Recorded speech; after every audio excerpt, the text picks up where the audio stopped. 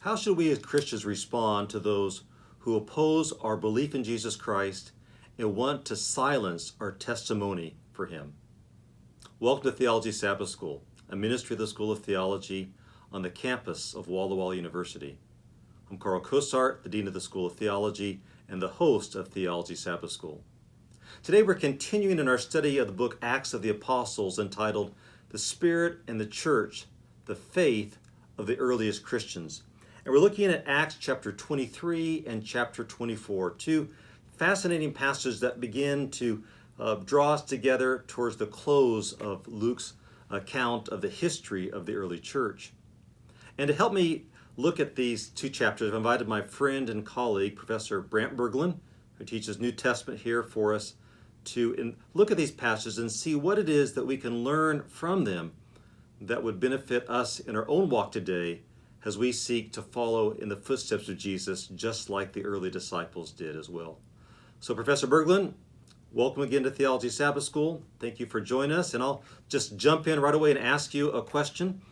In these two chapters, Acts 23 and 24, where do they fall in the context of Paul's ministry? Because again, context will help us so much in understanding what's taking place. So where do these fall in the context of that ministry? So we have the conclusion of Paul's third missionary journey back in chapter 21, and Paul heads back to Jerusalem. And now we see he'd been in Ephesus for several years, and now he's fulfilling the promise that he had made that he had to go back to Jerusalem. That seems to be at least kind of geographically and maybe spiritually where he's at in the context of the story. Maybe there's more to it? Yeah, I think it's fascinating to look at this in the context of his missionary journeys, and in particular to look at it in relationship to the letters he's already written. So for me, this kind of helps, put the pieces together to understand, all these stories we encounter in the book of Acts. Well, how does that play out with these 13 epistles written by the Apostle Paul? And it seems that our best guess and investigation comes to this conclusion that by this time, Paul has already written Galatians, probably in connection to his first missionary journey. On his second missionary journey, he wrote 1st and 2nd Thessalonians from Corinth. And now on his third missionary journey, as it's all coming down to a close as he's in Jerusalem, he has written 1st Corinthians from the city of Ephesus, probably 2nd Corinthians in Macedonia on his way to visit the church in Corinth, and probably only about maybe 30 days or something like that, just after he leaves, just before he leaves Corinth, we believe that's the time that Paul sat down and he wrote his epistle to the Romans. So Romans is playing fresh in the memory of the Apostle Paul as he concludes his ministry there and makes his way to Jerusalem. And here to me is where it's helpful to understand these two chapters when we look at what Paul's hopes and dreams and aspirations were at this point in his life. And we see those at the end of Romans when he kind of gives us this insight. You can find it in Romans chapter 15 and verse 23. So let me just read these verses.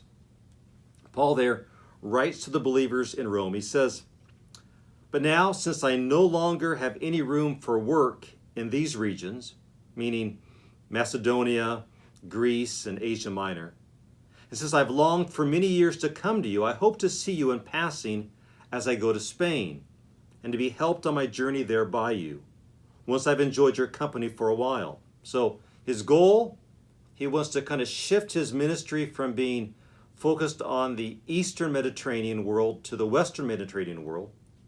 And he says, at present, verse 25, "At present, however, I'm going to Jerusalem, bringing aid to the saints. For Macedonia," this would be the church of Philippi and Thessalonica, "and Achaia," the church of Corinth, "have been pleased to make some contribution for the poor among the saints at Jerusalem. For they were pleased to do it. Indeed, they owe it to them." And so we've already seen that this has been fulfilled. Paul has made this journey now to Jerusalem. He thinks it's just going to be maybe 3 months or something like that, and he'll be sailing back to Rome. But of course, he gets arrested and things will kind of bog down. And then, as he kind of ends this discussion with the Romans, he makes this appeal to them in verse 30. He says, I appeal to you, brothers, by our Lord Jesus Christ and by the love of the Spirit, to strive together with me in your prayers to God on my behalf. So he's asking, prayer request. Please pray for me. And he gives the following requests. He says, that I may be delivered from the unbelievers in Judea, and that my service for Jerusalem may be acceptable to the saints. So Paul has given that gift now to the believers in Jerusalem, and he's prayed that he'll be delivered from the unbelievers. And we've already seen that in one sense where he was rescued from the Temple Mount, but I think we'll see some other examples in these chapters of how God will answer those prayers and will deliver Paul from the hands of the unbelievers in the province of Judea. It's a sad thing to think that God's own people, the Jews, are, in some of these stories, the primary unbelievers. And when we get to chapter 23, we see that Paul is taken in Jerusalem before the Sanhedrin. The Sanhedrin has already played a role in the book of Acts before with Peter and John, and now Paul is dragged in there, and he has a confrontation with the Jewish leadership. But Dr. Cozart, he seems to have some strong words for them. Is it appropriate for us to speak sternly or strongly, even to those in authority? Are there times and places for this? Is Paul a poor example? Help me make some sense of this. Yeah, this is so I guess the answer would be yes, and the answer would be no. So one, I think that Paul's interaction with Ananias is not an example, does not justify Christians insulting those who don't believe in the message that we hold so dear. And certainly we live in a world today where, although we have a form of political correct speech that seems to be encouraged, that if you really look closely, particularly on social media, we'll find out that people push the political correctness aside, and oftentimes say the most unkind and cruel, insulting comments towards those who don't, identify with them politically and even, of course, religiously.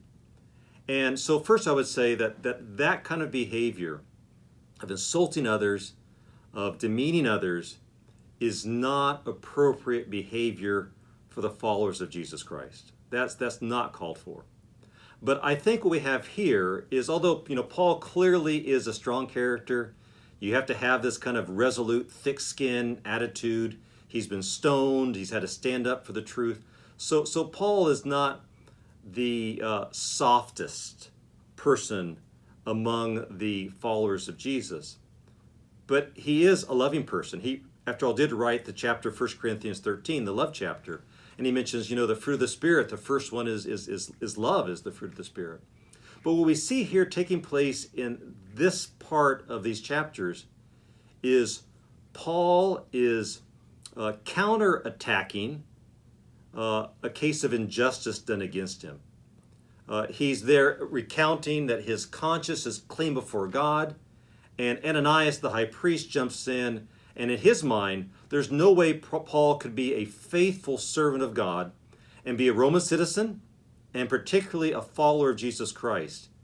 And so he instructs one of his, cronies to, smack Paul, and he smacks him. And Paul, not recognizing he's the high priest, retaliates. He calls him, you whitewashed tomb, what are you doing?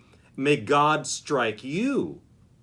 And it turns out when Paul does this, he's actually pushing back against what we would call a case of political injustice. And we have mention of this in Leviticus chapter 19, verse 15, that in courts of law, those who are in positions of power should deal justly with those who are there. And then Paul also is quoting when he says, may God strike you. He's actually quoting a passage from the book of Deuteronomy, chapter 28, verse 22, in the Septuagint, where it talks about God striking those with pestilence and problems who are examples of injustice. And so this is a case, I think, Paul, of pushing back against political injustice, not simply insulting someone because they simply don't agree with his own profession of faith. So for me, I think there's kind of two channels here. One, we're not called to, insult others, but in cases where there's injustice being done to us in political systems, then Christians, I think, have the right to stand up and to say, no, justice should be served, and not simply to take case to accept injustice in a political system. It also seems interesting to me here that when Paul is then corrected and said, you would speak like that to the high priest, once he recognizes that this is the high priest, he no longer feels like he can speak the same way as well, right? And he quotes the Old Testament there too in his defense. I wonder when he does that, and I think this is one of those questions where we probably don't really know the answer to, is, did you understand that as Paul really not knowing? Was the high priest that day not dressed in all his traditional gowns, and so Paul just thought he was just another one of the group? Or is there a slight, maybe a slight dig after I just said what I said, but is there a slight dig here where Paul says, oh, I didn't know you were the high priest? Like, maybe it's because Paul was saying, the high priest wouldn't act the way that you acted, so I didn't recognize that you were the high priest. I'm not sure on the answer to that. Either way, when Paul is done with this confrontation, he recognizes there are both Pharisees and Sadducees there, and he uses a tool, a rhetorical tool, to get himself out of trouble here, which I find interesting. He begins to recognize, hey, I have some allies here among the Pharisees, who Paul was a Pharisee, who believe in the resurrection. And he says that it's because of the resurrection that I'm here. And they come to his defense, and they say, and they, like Gamaliel and others in the book, people come to defend Paul that you might not expect. And they defend him, and they say, what if a spirit or an angel has spoken to him? We need to be careful. Maybe he's preaching something important to us. But the next passage here, that it speaks about the Apostle Paul having an opportunity to hear God tell him, you're going to be going to Rome to testify for me.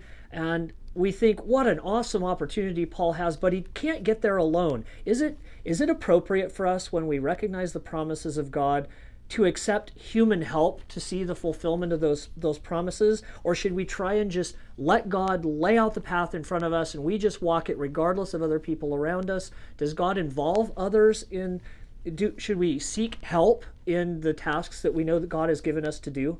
I think that's a great question. And I've seen people who've kind of had this mentality that, God's going to do it, and therefore I'm just going to step back, take my hands off the wheel, and let Jesus take the wheel, Jesus to kind of make things happen.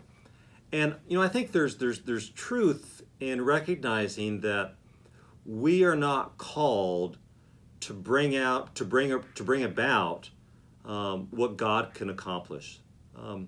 God can do things that we can't do, and we need to allow God to do that. But at the same time, to recognize that doesn't mean that we have to kind of throw our hands up and say, I'm gonna sit in this church, in this pew, and I'm gonna let God do the work of evangelism and bring people here. If you look at the ministry of Paul, Paul has this promise, but he's gonna take full advantage of every opportunity he has to make it possible for him to continue on in ministry. He's going to, later in this chapter, he's going to hear news from his nephew. We learn that Paul has a sister in Jerusalem, and this nephew comes telling Paul that there's a plot against you. Paul could say, God's my protector. My hands are in God's hands, so I'm just going to wait it out and see what God does. But Paul actually tells his nephew, go to the tribune, the head officer there in the Antonia fortress, and let him know about this. And Paul doesn't resist being taken under guard to Caesarea. So I guess the answer to that is that while we're called to trust that God will open the doors, that doesn't mean that God doesn't open those doors by allowing us to try the doorknobs. And I think that's what Paul's doing here. He uses every opportunity he has. He mentions his Roman citizenship. When he's being tried in the next chapter, Paul doesn't sit there and refuse to speak. So we see Paul working and doing everything he can to find the doors that God will open for his life. And so for me, I don't think it's just sitting back. I think it means that we see what doors God opens and to let him do that, but to try those doorknobs ourselves. That's how I see it. Do you kind of see it the same way? Very much. We have stories, even apocryphal stories of somebody on the rooftop during a flood, waiting for salvation, waiting for God to save them. Oh, God told me He would save me, and a boat comes by and says, climb in the boat. It's, nope, God will save me. And another boat, God will save me. Find a helicopter, nope, God will save me. I don't need your help. And well, then it gets, to the pearly gates, and God says, why didn't you accept the help? Well, I thought you were going to save me. He says, I did. I sent 2 boats and a helicopter. And, we think about stories like that. God uses human means often. And in these stories, we see that God uses Roman soldiers. He uses his sister and his nephew to help him. He uses others. But we also recognize that throughout these passages, throughout chapter 23 and chapter 24, Paul has some very serious enemies. Enemies, we might say, on both sides of the religious aisle. What are some of the traits that might be similar among these groups? How can we see the enemies here of Paul identified? Who are these enemies? Yeah, that's another great question. And these chapters are filled with all kinds of fascinating personalities. And of course, we've already met one in the first part of chapter 23, and that's Ananias the high priest. Now, we've seen this name Ananias before in the book, right? This is the name of the man Ananias and his wife Sapphira. Of course, this is not the same person. We've met another Ananias who baptizes the Apostle Paul. And so this is yet another Ananias who's the high priest. And it's interesting, we know that this individual was high priest from the year 47 to about the year 59. And right now we're somewhere about the year 57 or so in the chronological sequence of Paul's ministry. So this person has been the high priest for a number of years. And we know from the writings of the Jewish historian Josephus, and also from ancient Jewish writings, that this man was known as a real power player in Judea. And he didn't play, he played dirty. He wasn't a nice guy. There were charges of corruption, of diverting tithe from regular priests to himself, and other accusations of violence and intimidation that he would use in order to further his own political agenda.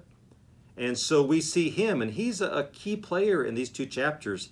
He's out for the Apostle Paul, and he's going to do everything he can to see him eliminated, right? Even willing to allow, Paul to be assassinated if possible. So that's one of the power players. Another power player is this man, the governor. His name is Felix. That's his nickname, actually. It means lucky. But we know his full name was Marcus Antonius Felix. And he turns out to actually be not just the governor, but a fascinating backstory. It turns out that he's actually a freed slave. He was actually, as a young man, a slave in the household of Mark Antony.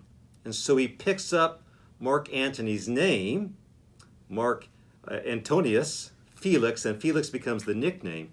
He was a freed slave, both and his brother. And both of them had skills. His brother went on to become one of the chief financial officers under the Emperor Claudius. And through the influence of his brother, Felix also then was favored by the Emperor Claudius and eventually was appointed as the governor of Judea. In fact, he was the governor of Judea for 7 years. We know about him again, not only in the New Testament, But we even know about Felix in the annals of Roman history by one of the great early Roman historians, a man named Tacitus, who talks about Felix being an inept ruler, greedy, corrupt, power hungry, and we certainly see that carried out in these chapters. I could go on. I'll just mention a couple more. We mentioned a Tertullus, right? Tertullus, a lawyer that's hired by the high priest Ananias to use his skill in legalese to try to, nail Paul down in this court case. We also meet another powerful player, the tribune, who we actually identify by name in Acts chapter 23 and verse 26, this Claudius Lysias. So there are a number of power players in these stories that I think make these accounts intriguing from a historical perspective beyond just what we see here in these chapters. Your thoughts or reactions to these individuals? Yeah, it makes me wonder what they all have in common, because we see Ananias, he's a Jew, and then we have these Roman leaders as well. And I wonder if they all play a similar role in the narrative? Do they all have similar traits of character, or do they have different ways and approaches to derail the gospel? Does the devil use them in similar ways? Does he use them differently? What are your thoughts on that as you read through chapters 23 and 24? And that's another really great question, because these characters are on one hand very different, right? We have a freed slave. We have a person of privilege in the Roman, tribune, Claudius Lysias, a powerful person. He's done well in the military, probably someone of a Roman citizen and of various, status. We have him. And of course, Ananias, the high priest. So we have different people with different backgrounds. But what's interesting is there seems to be one common trait, and that is each of them are willing to bend the truth, to create, their own narrative in order to further their own, self-interest and power. And we see that. The one that's interesting to look at right away is this, this Roman soldier, Claudius Lysias, because when he learns about this plot against Paul, he saves Paul, he brings him out of Jerusalem with all these soldiers, like 470 soldiers that come, and they take Paul to Caesarea. But he has to actually write an official report, like a police report. So the Romans were insistent on having good records, and so they have to talk about who this man is. And he's been trying to figure that out already by this kind of preliminary trial that he had by placing Paul in the Jerusalem Sanhedrin and letting them talk about issues. And on his way to Caesarea, he writes Felix the governor, and he tells him, he says this, "To His Excellency, the governor Felix, greetings. This man was seized by the Jews and was about to be killed by them when I came upon them with the soldiers and rescued him." And then he adds this little phrase on, having learned that he was a Roman citizen. So now if you go back, you'll remember he has no idea that Paul's a Roman citizen until he's already rescued Paul. Paul's preached to the Jews. They're angry. They're throwing their shoes at him. They're upset. And he's like, who is this guy? String him up and beat him, and we'll get the truth. And that's when Paul plays this trump card. It's like, by the way, do you beat Roman citizens? So Claudius Lysias has changed the truth in order to promote his self-interest, his own position with the governor. And we see that also with Ananias and Tertullus, who are willing to, bring political charges against Paul, saying that, this man is a political criminal. He's starting riots and, he needs to be dealt with. When in reality, they don't like him not because of his politics, but because of his religious views about who Jesus is. And Felix, we recognize, he's all about his own power, because we're told that he actually knows a lot about the Christians, the people of the way, yet recognizing that Paul is innocent, he keeps him in jail for 2 years because he's hoping that Paul's going to pay him a bribe. He probably knows of this news that Paul brought all this cash from the Gentile world to Jerusalem, so he thinks that Paul is loaded. He has connections. And so Felix is willing to set aside justice in order to pick up on a bribe. So for me, the common trait that pulls all of them together is this desire for power and self-interest at all costs. It seems even the cost of selling the truth, selling out on the truth in order to have the power, it doesn't seem to me that much has changed in the intervening centuries since the first century till today. And it just seems like more and more people are hungry for power today, and they don't want the whole truth. They only want part of it. And I wonder how much we can be like that as well. Paul has had to face a number of powerful people who have their own agendas, people who want to destroy the Christian faith. Are there any lessons that we can learn from the way Paul reacts to these powerful people, whether it be Ananias, whether it be Felix, whether it be the Roman governors or the lawyers? How does Paul's behavior a lesson to us today, and how we should stand up to or against or to go with the powers that be? That's interesting, because if you look at the speeches that each of these individuals give, and we see this throughout the accounts, right? We have the letter, we have the accounts of the Roman soldier, of Ananias, of the lawyer, Tertullus, that's brought in, and Felix as well. When you look at those accounts, they're all willing, as we said, to kind of bend truth, to do what they want to do. But Paul is what I would call a straight shooter. He doesn't, load up his rhetoric with all these platitudes and, trying to rub the back of people, like we see with the lawyer that Ananias hires, by praising Felix for being this wonderful, benefactor for Judea, which was not the case. I mean, they knew that was not the case. But Paul simply speaks the truth. And when he does that, to me, it's interesting to look at how that takes place. One, we see that after Felix decides, I'm just going to keep him in prison, because we get this little vignette where we're told that Felix sometimes would haul Paul out of prison and listen to him, along with his wife, the wife of Felix, who we haven't talked about yet. Her name, she's mentioned here in Acts chapter 24. If you look down in verse 24, so Acts 24, verse 24, her name is Drusilla. And it turns out that she has a backstory that's really quite fascinating. It turns out Drusilla would be the great-granddaughter of Herod the Great.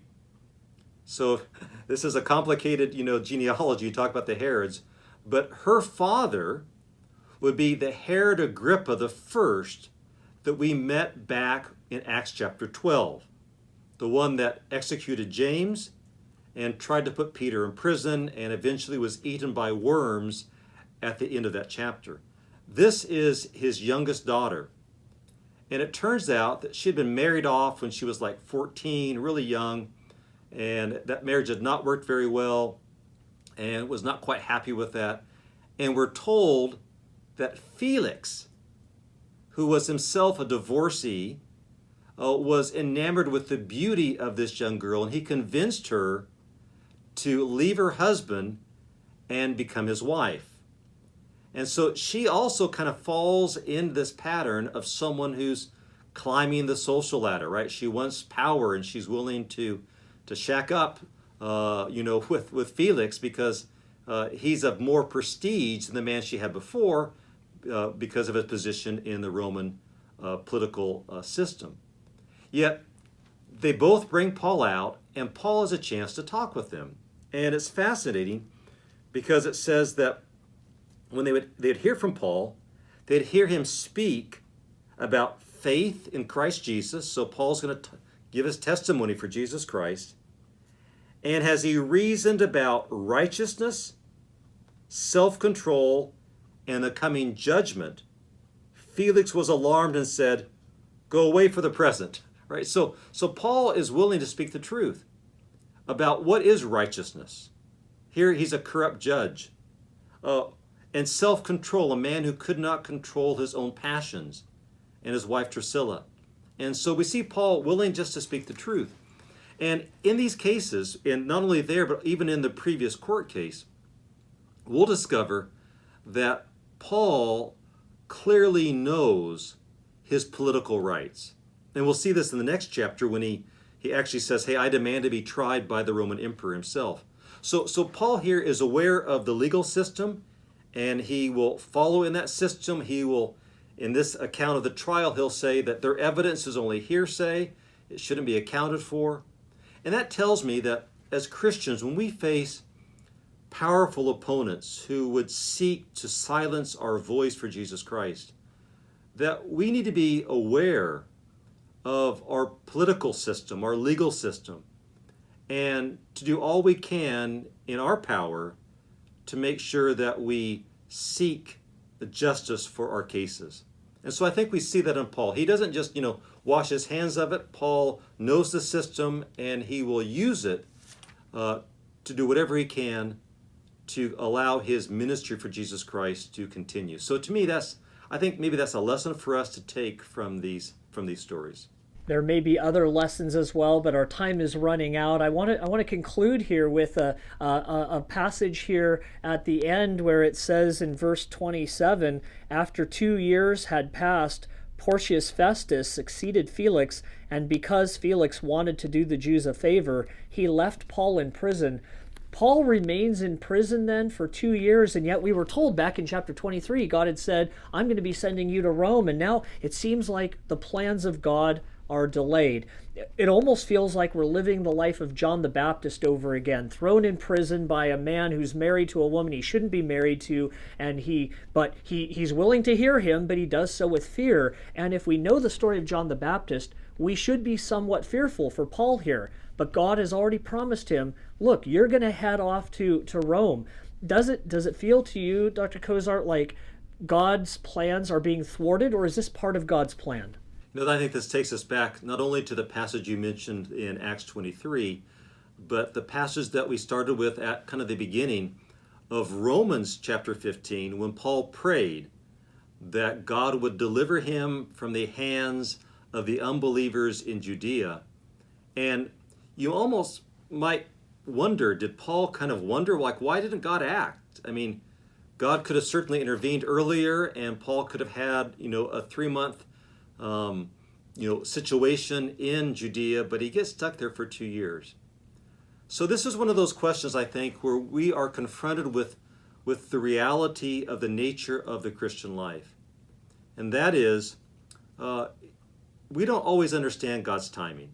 And to assume that because we pray something that somehow God will act in our time, time sense, our time expectation, is not reality. God, I think, did answer Paul's prayer and delivered him, but it took place on a different time span than Paul thought. Paul will be there for about 2 years. And so, as I thought about this question, I've kind of wondered, why would God wait so long? And I think perhaps part of the answer is that we're told that during this circumstance, that even though Paul was in prison, that Felix allowed Paul's companions to visit him frequently.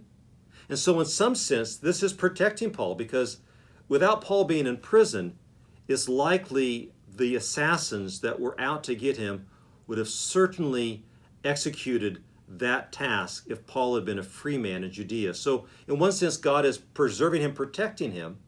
But why for 2 years? Here's my hypothesis to that question. And that is that we know that it's during these 2 years that one of Paul's companions is with him, one of many, and that is a man named Luke. And during that 2 years that Luke was there with Paul in Caesarea, it was mentioned earlier that he stayed at the home of Philip the evangelist. But I think it's that it's during this time span that God allowed Luke to do the research that he needed to be able ultimately to write his account, the Gospel of Luke, and to have these stories that we know about the early Christians in the book of Acts that Luke would have really been, unfamiliar with, because he joined Paul back in Troas and never really was with the early church in those earliest years. So God not only preserves Paul, but God also uses that opportunity to be a blessing to his church, not just then, but 2,000 years later, where we have the privilege of having these books today. And I don't know about you, but I've seen this in my own life where I wanted God to act, and God didn't act in the time span that I wanted, and I didn't know why he didn't do it. Yet later on, looking back, I recognized, wow, I'm sure glad God waited on answering that prayer, because so many greater things happened because he waited rather than acting as I thought he should have acted originally. Have you experienced that in your own Christian walk as well? Absolutely. And if I believe that God is sovereign and capable of orchestrating events for the lives of those who trust in him, I don't believe he takes our freedom of choice, but those who are willing to be led by his Spirit, he is trying to do many different things at one time, and I can't know every life that mine intersects with that could be changed for the good or the better.